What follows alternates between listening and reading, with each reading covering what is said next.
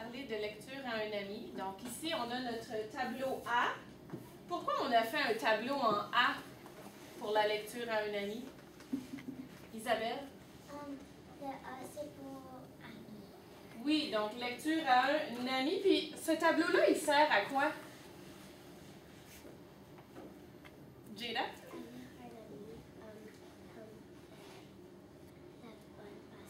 Nous aider à se souvenir comment lire avec un ami de la bonne façon. Pourquoi c'est important de lire avec un ami, de lire avec les autres? Qu'est-ce que ça te permet de faire, ça, de lire avec un ami? Daniel? Pour avoir des modèles. Pour avoir des modèles, des exemples. Excellent. Liane? Pour comme partager nos forces et nos défis. Pour partager nos forces et nos défis. Mélanie? Pour la confiance. Pour gagner de la confiance. Chloé? Pour devenir des meilleurs lecteurs. Pour devenir de meilleurs lecteurs, de meilleures lectrices. Émilie? Pour développer l'écoute active. Développer l'écoute active, hein, quand quelqu'un nous lit, pas regarder le plafond, puis penser à notre fin de semaine. Donc, vraiment écouter la personne qui nous lit et pouvoir discuter ensuite avec elle. Émilie? Pour s'amuser. Parce que c'est amusant. Hein? C'est amusant parfois dans la semaine quand on prend le temps de lire avec quelqu'un. Donc oui, c'est important de lire à soi, mais c'est aussi important de lire avec des amis. Prochaine? Et pour recevoir de l'aide, alors de l'aide avec des stratégies. Donc on peut aussi recevoir de l'aide avec nos stratégies quand on pense à notre menu café. OK. Maintenant, qui peut me dire qu'est-ce qu'on doit faire quand on lit avec quelqu'un pour que ça se déroule bien, pour que ça fonctionne bien? On commence par quoi? Noah? Il faut commencer par choisir un partenaire. Comment on fait ça? Est-ce qu'on choisit toujours notre meilleur ami? Non. Comment on fait pour choisir un partenaire? Samuel? On fait comme un signe à quelqu'un. On peut lui faire un petit signe. Donc, quand c'est le temps de choisir un partenaire, si on n'en a pas, on peut lever la main ou regarder quelqu'un, faire un contact visuel. Puis, qu'est-ce qu'on dit à cette personne-là? Comment on l'approche chez Lias? Veux-tu être mon partenaire? Aimerais-tu être mon partenaire? Et la personne va répondre bien sûr. Pourquoi c'est important de choisir différents partenaires? Qu'est-ce que ça peut t'apporter, ça? Émilie? Des nouveaux défis puis des nouvelles forces. Oui, donc plus que tu vas lire avec de différentes personnes, peut-être plus que tu vas recevoir de rétroactions, des différentes observations, que peut-être cette personne-là va voir différentes forces et différents défis de ce qu'on t'a dit les fois précédentes. OK. Puis, ensuite, quand on a choisi un partenaire, qu'est-ce qu'on fait? Connor? On va choisir un livre pour lire. On va essayer de se choisir un livre, de s'entendre, et il faut aussi choisir une façon de lire avec cette personne-là. Donc, tantôt, je vais demander à des amis de m'expliquer. On voit ici au centre de notre tableau A qu'il y a 5 différentes façons de lire avec un ami. Donc, quand on choisit notre partenaire, ensuite, on doit choisir un livre et choisir une façon de lire avec cette personne-là. Comment on fait pour s'entendre? Non, moi je vais lire ce livre-là, non, moi je vais lire ce livre-là. Qu'est-ce qu'on fait? Pour éviter des conflits. Isabelle? On peut conclure un marché ou tirer au hasard. Donc on peut conclure un marché, dire bon, ben cette fois-ci on va faire ton choix, la fois suivante ce sera moi qui décidera. Ou on peut tirer au hasard, donc roche, papier, ciseaux ou quelque chose comme ça. Excellent. Quoi d'autre qui est important quand on fait lecture à un ami pour que ça se déroule bien? Rochelle? S'asseoir en position coude-coude, genou-genou. S'asseoir en position coude-coude, genou-genou. Maintenant, pourquoi c'est important ça? Liane? Parce que si on est comme trop loin, on a besoin de comme parler plus fort, puis pendant la lecture en ami, on a besoin de chuchoter.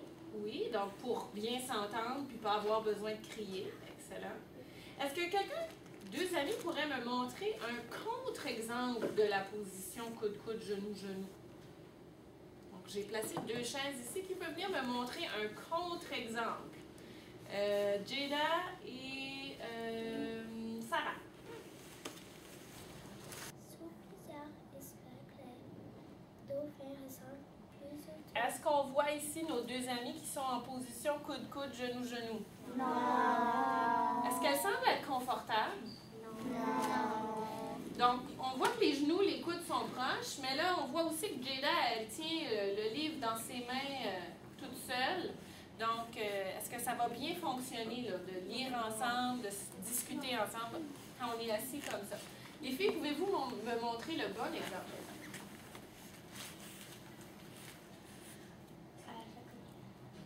Alors ici, qu'est-ce qu'on voit? On voit coude-coude, genou-genou. Et on voit aussi que chaque amie tient son côté du livre. Excellent, merci les filles. Vous pouvez dire quoi d'autre qu'on doit faire pendant la lecture à un ami? Si on regarde le tableau A ici. Daniel. Il faut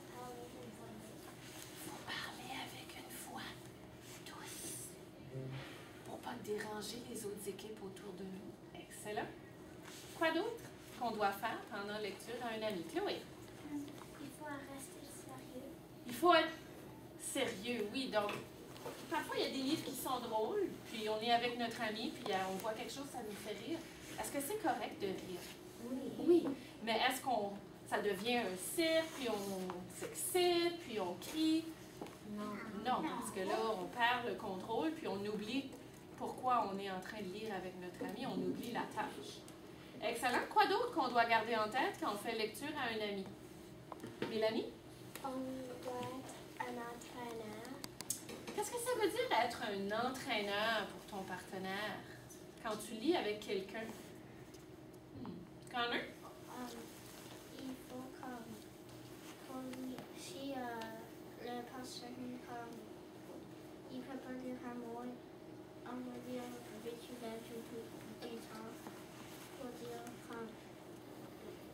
si tu juste dis qu'est-ce que le mot veut dire, l'autre va dire parce qu'il est juste là-bas, puis Oui, donc c'est important quand tu lis avec un ami, tu es là pour l'aider, être un entraîneur. Un peu comme un entraîneur qui est là, disons quand on joue au hockey, il est là pour encourager son équipe, pour les aider, leur donner des pistes. Mais quand tu es un entraîneur, c'est la même chose. Et comme Connor nous a dit, on peut offrir à notre partenaire, si on voit par exemple qu'il bûche sur un mot ou qu'il y a de la difficulté à vérifier sa compréhension, il y a de la difficulté à dire qui et quoi, qu'est-ce qu'il a lu. Alors là, tu peux lui offrir du temps ou tu peux lui offrir ton aide. Excellent. Quoi d'autre que tu peux faire pendant la lecture à un ami? Gila? Prendre des tours. Oui, ça c'est important. Donc, si on lit, par exemple, pendant une quinzaine de minutes, si c'est toujours la même personne qui lit, eh bien, ça va devenir peut-être un petit peu moins intéressant pour l'autre personne qui aimerait avoir son tour aussi. Très bien.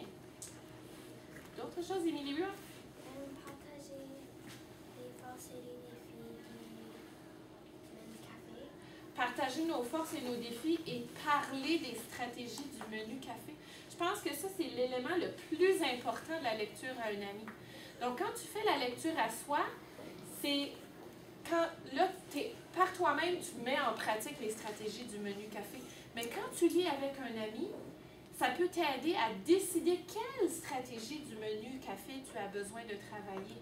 Et tu as quelqu'un là qui est là pour t'aider si tu ne réussis pas, ou tu as quelqu'un qui est là pour te dire si tu réussis, il peut te féliciter, il peut l'observer. D'accord? Donc ça, c'est vraiment un élément clé de la lecture à un ami.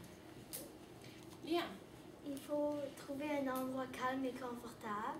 Oui, donc quand on voyait que tantôt, comme avec les filles, des fois, quand on est assis sur des chaises, c'est un petit peu moins confortable. Donc, on peut s'installer où on veut dans la classe. Ça peut être sur des tapis, ça peut être dans un petit coin. On choisit un endroit où est-ce qu'on ne sera pas dérangé par les autres équipes et qu'on va être bien. Excellent. Émilie? Regarde la personne qui parle ou le livre. Regardez la personne qui parle ou le livre. Parce que si quelqu'un te lit, puis tu es en train de regarder comme ça, ou tu regardes l'autre ami qui est en train de se moucher le nez, Est-ce que tu vas être capable d'être un entraîneur pour ton partenaire? Est-ce que tu es en train de faire de l'écoute active? Non, hein? Excellent. D'autres choses, Isabelle? Il faut que chacun tient son côté du livre. Chacun tient son côté du livre, comme on voyait tantôt avec Sarah et Jada. Excellent. Sarah? Oui, tu dois écouter la personne qui parle. Oui, comme on a dit, excellent. Donc, je pense qu'on a pas mal ressorti nos éléments clés. L'enseignante, pendant ce temps-là, qu'est-ce qu'elle fait? Je me tourne les pouces? Non. Qu'est-ce que je fais, moi, pendant que vous faites lecture à un ami? Chloé? Elle travaille avec des élèves comme elle aide avec des stratégies, comme elle est un modèle. Oui, donc moi, je suis là pour être l'entraîneur un peu général. Donc, je peux circuler d'une équipe à l'autre, aller voir comment vous réussissez ceci. Je peux vous questionner de quelle façon vous êtes en train de lire, quelle stratégie vous utilisez, c'est quoi vos forces et vos défis, etc. OK, maintenant, qui peut m'expliquer? On sait qu'il y a 5 différentes façons de lire avec un ami. Qui peut m'expliquer la première? Vérifier la compréhension. Qu'est-ce que ça veut dire quand tu choisis de lire avec un ami et de vérifier ta compréhension? Elias? C'est comme après que tu lis une page ou un paragraphe, la personne qui n'a pas lu le livre dit que tu dois lui demander qu'est-ce que tu as compris. Oui, donc tu vas dire qui et quoi.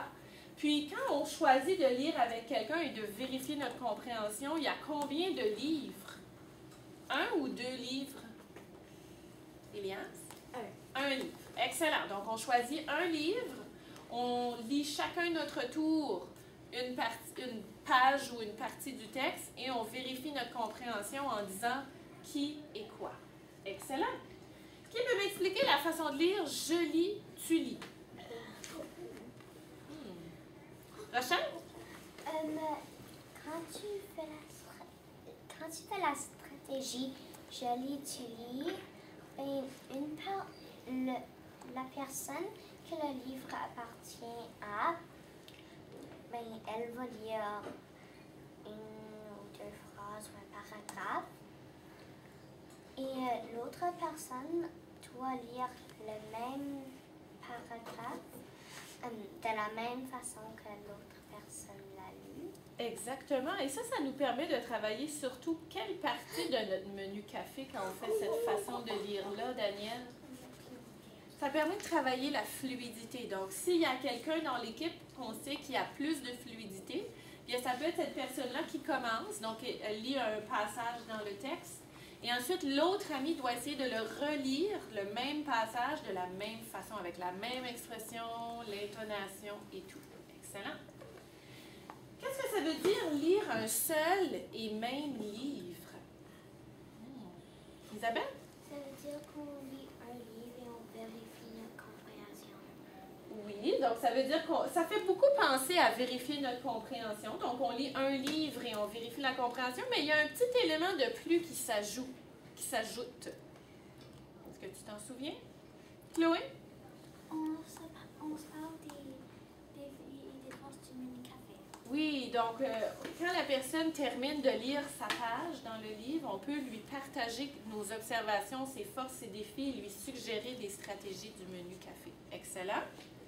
Qu'est-ce que ça veut dire lire 2 livres différents?